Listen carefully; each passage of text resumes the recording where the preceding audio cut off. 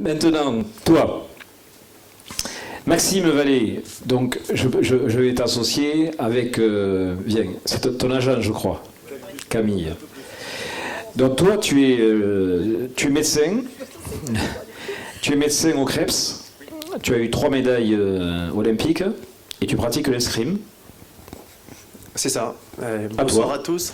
Moi j'ai eu la chance de faire 2 Jeux paralympiques et en fait du coup j'en ai fait un avec Pablo à Rio en 2016 avec 2 médailles de bronze, une en individuel, une par équipe et récemment ceux de Tokyo qu'on a partagé avec Dimitri. Alors à cause du Covid, on s'est juste croisé à Tokyo avec une médaille de bronze par équipe qu'on a réussi à conserver.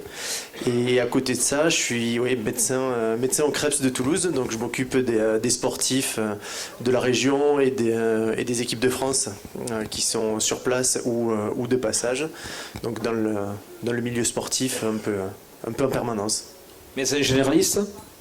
Médecin du sport. Je suis plutôt sur la traumato, les blessures. Après nous, nos athlètes, ils arrivent, pour les plus jeunes, ils ont 12 ans. Et on a des athlètes qui arrivent du nord de la France et des dom-toms de partout. Donc à 12 ans, quand on les voit, on ne fait pas que de la traumato, hein, on leur fait toute la médecine générale, toute l'éducation, on leur fait tout, globalement. Très bien. Là, ton avenir professionnel, il est acquis. Ton avenir sportif, tu continues ? Quels sont tes projets ? Là, mon projet actuel, c'est de prendre des vacances, un petit peu, parce que pour préparer les Jeux, ça a été, comme disait Dimitri, ça prend beaucoup de temps. C'est usant physiquement, mentalement. C'est un gros investissement pendant la dernière année. Et donc, j'ai dû délaisser un petit peu mon service médical au CREPS, alors avec les équipes qui ont pris le relais, qui ont très bien pris le relais, mais qui attendaient qu'une chose, c'est que je revienne. Et quand je suis arrivé de Tokyo, j'ai repris dans le service 2 jours après. Et voilà, ça c'était début septembre. Pour l'instant, j'ai pas réussi à prendre de vacances, donc il me tarde un peu là. Sur les films qui ont été montés, réalisés, qui passent sur les réseaux sociaux de la mêlée ouverte, ainsi que tout à l'heure en arrière-plan, on voit que les fauteuils sont attachés dans ta discipline. Donc il n'y a pas de déplacement, si ce n'est le déplacement du corps, du haut du corps. Quel est le plus compliqué, la partie physique ou la partie psychologique, puisque vous êtes à touche-touche avec ton adversaire? Alors, en fait, le fait de ne pas déplacer le fauteuil, c'est quelque chose qui paraît assez bizarre pour tout le monde. Parce que se dit, on a envie de faire du sport, on a envie de bouger, on n'a pas envie d'être... on est déjà assis dans un fauteuil toute la journée, on n'a pas envie non plus qu'on nous le bloque le fauteuil. Et en fait, c'est un super avantage. Ça a été peut-être la meilleure idée sur l'adaptation de l'escrime. Alors, je vais pas dire de tous les sports parce que sinon ils vont m'en vouloir. Mais ça a été une super chose parce que déplacer un fauteuil de ville, c'est super compliqué. Comprendre que pour aller à gauche, il faut pousser à droite, c'est quand même pas super intuitif.